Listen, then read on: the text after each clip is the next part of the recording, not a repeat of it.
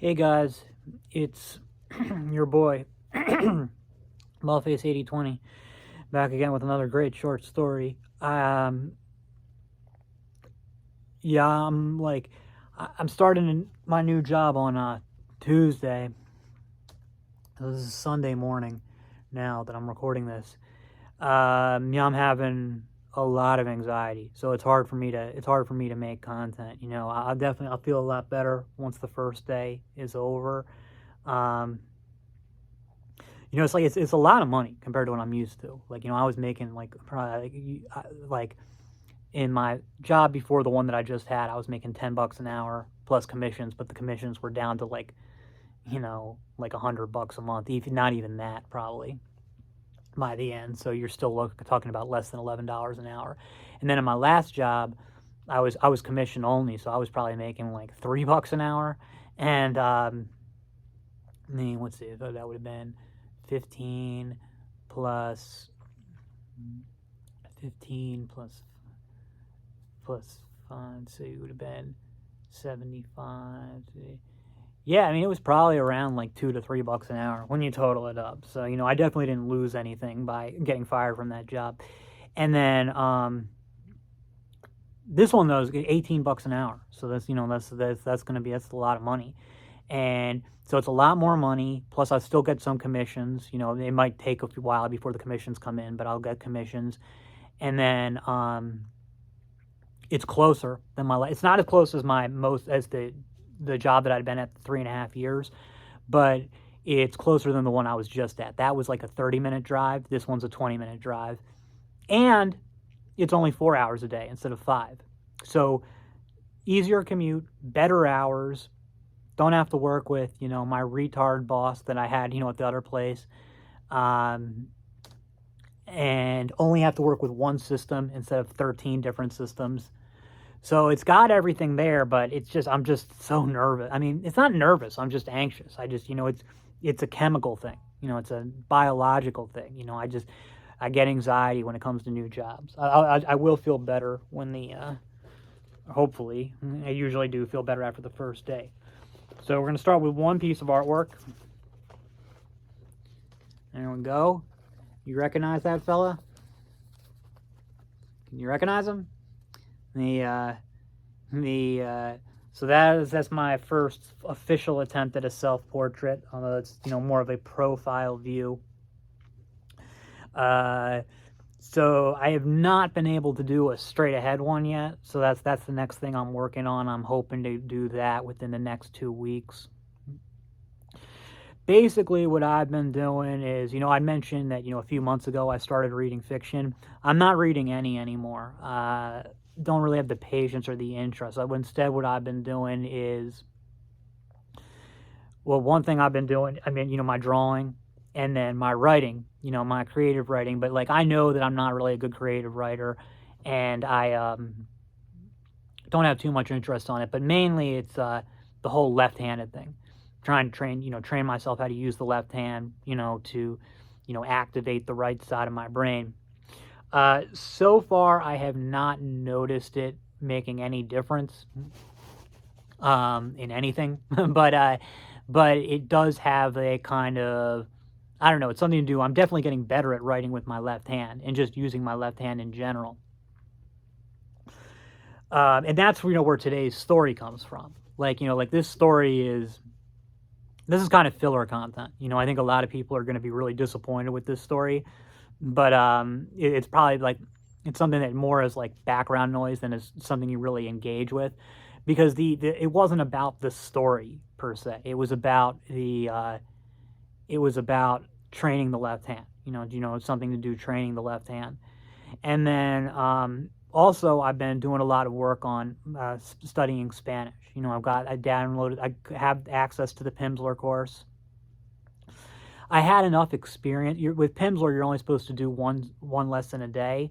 I had enough experience with Spanish, all these years of having, I don't even know how many hours of Spanish classes I've taken over the years. And it's so similar. Spanish is so similar to English anyway, that I didn't just do the one a day. I skipped that. I mean, I didn't skip any lessons, but a lot of the lessons I was like, okay, I got it. I'll go to the next. And, I had days where I did 3 or even 4, maybe even 5 in one day. Every day I did at least 2. And when it got to like lesson 25, I was having a much harder time absorbing the stuff. I was like, okay, here's advanced enough that I'm just going to do 1 lesson a day from now on.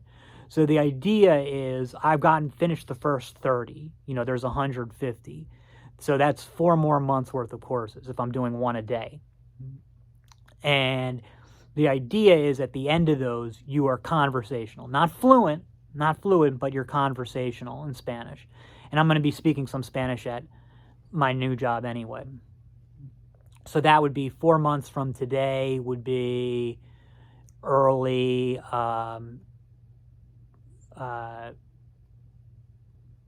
into December, into January, into February, into March. So in early March. So, by the spring, I should be conversational in Spanish. And, say if I can hold this job until then and being conversational in Spanish, that may open up some other jobs, just, by having that bilingual ability. But anyway, the thing is, I said I haven't really been reading fiction. I really got into the reading fiction to help deal with the anxiety and the boredom. But I think the language learning is even better for that. It's more interactive, and it has that same effect. Like I'll do a language lesson and I feel better. It does. It makes the anxiety better, and I'm enjoying it. One of the criticisms of Pimsleur is that it's boring, but I haven't found it boring. Like I said, I've really enjoyed it, and I've had no problem even doing the same lesson. I think yesterday I did lesson 29 6 times, so I did like 3 hours of Spanish. But it never felt like a chore. It wasn't all in a row. Like I'll do half an hour, do something else, do half an hour, do something else, and yeah. So I'm happy. I'm happy with that. It's the start. I guess I'd be better off if I could study more, but. You start where you can. So, let's get into the story.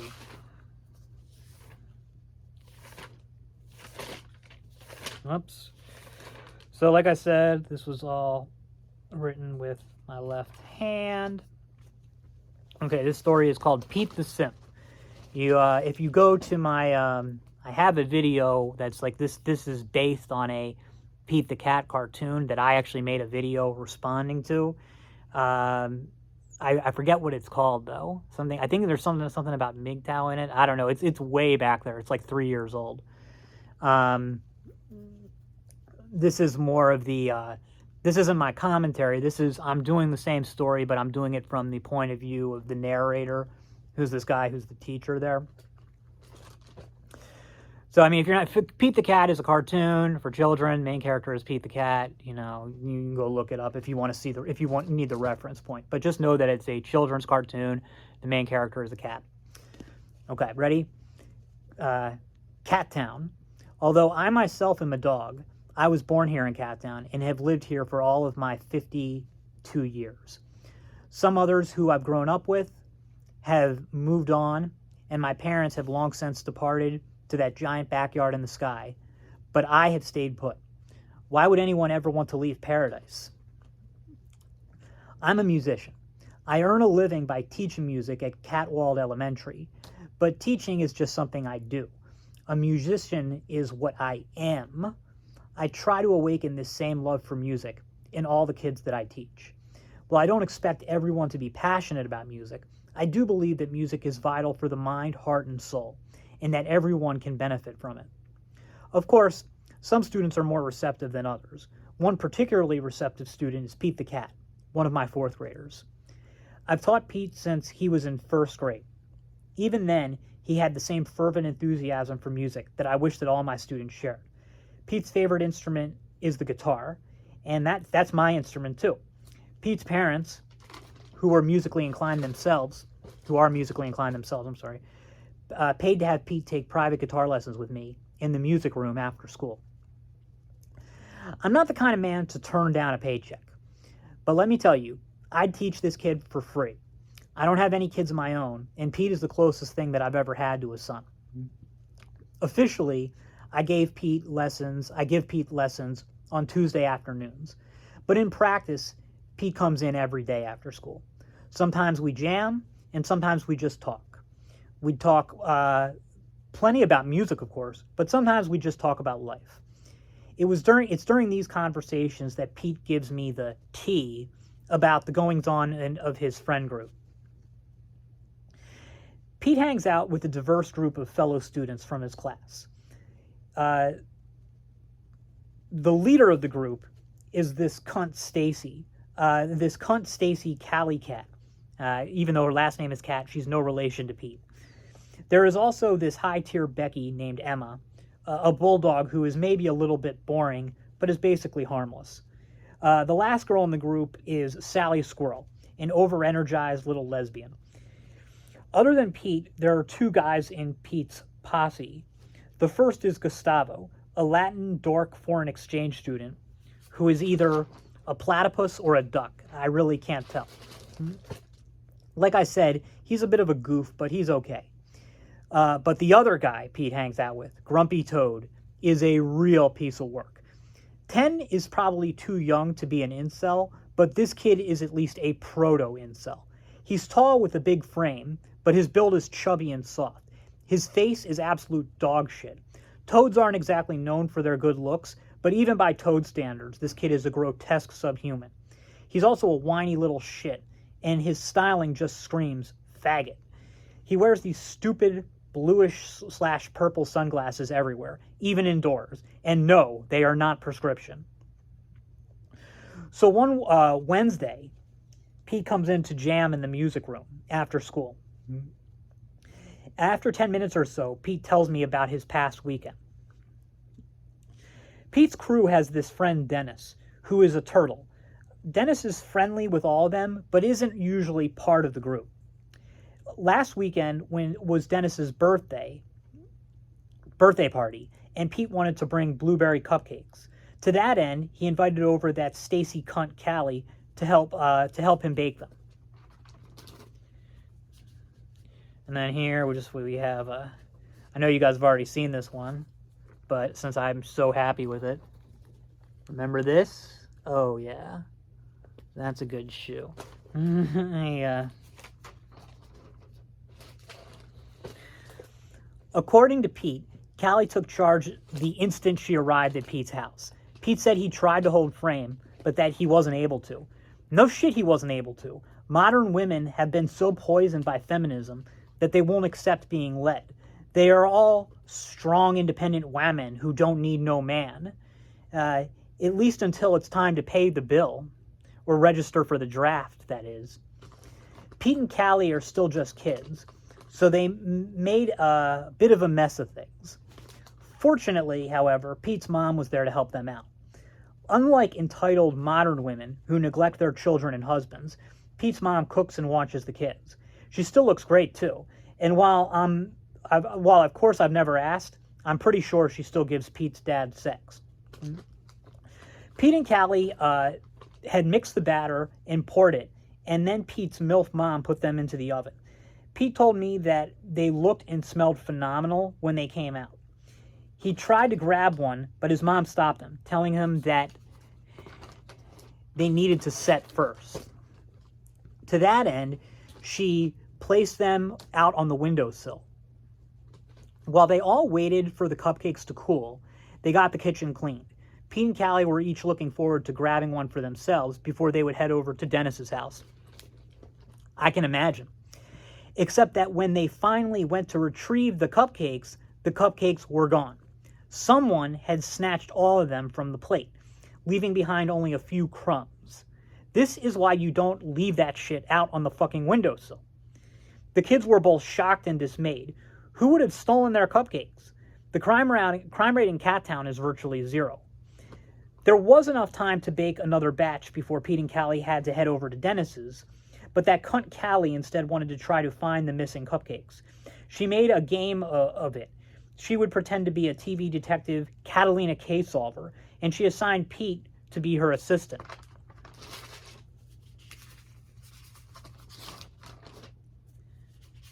Un momento.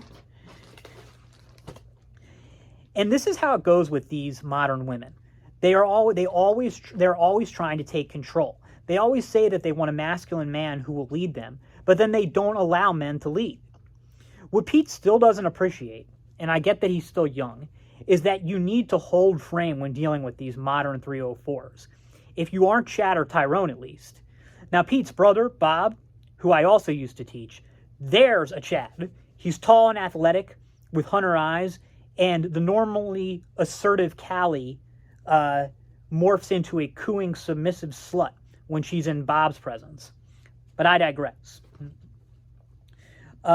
Detective Callie's idea of detective work was simply to follow the trail of crumbs while using a magnifying glass that she presumably had lifted from Pete's kitchen.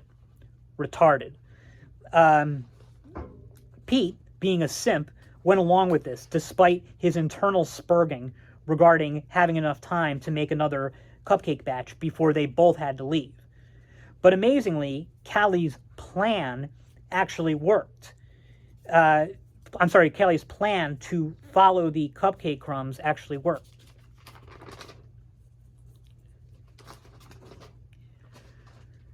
They followed the crumbs to some nearby bushes where they found their cupcake thief.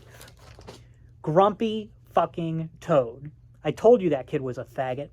So Pete and Callie were just like, Grumpy Toad, what the fuck, dude? And Grumpy Toad said that he had been walking to Dennis's party and he saw the cupcake sitting on the windowsill. And then, being a retard, he proceeded to take the entire plate to his head. After this explanation, Grumpy Faggot just started screaming, I'm sorry, over and over again. Pete said that it was hella awkward. Pete and Callie elected to forgive the guy, Pete and Callie elected to forgive their gay, retarded friend, and they invited him back to Pete's house to make more cupcakes. Try not to eat them all yourself this time, douchebag. They made a second batch, and the cupcakes ended up being a hit at Dennis's birthday party. So the story has a happy ending, I guess. But I don't know. I don't think they should be hanging out with that weirdo Toad. He sucks. Okay, that's it. I know that that's not the greatest story. Again, that's not the point. The point is, to train the left hand. So we're getting there. And maybe, we have more content, after I've done my first day of the new job. That's all for now. See you in the next.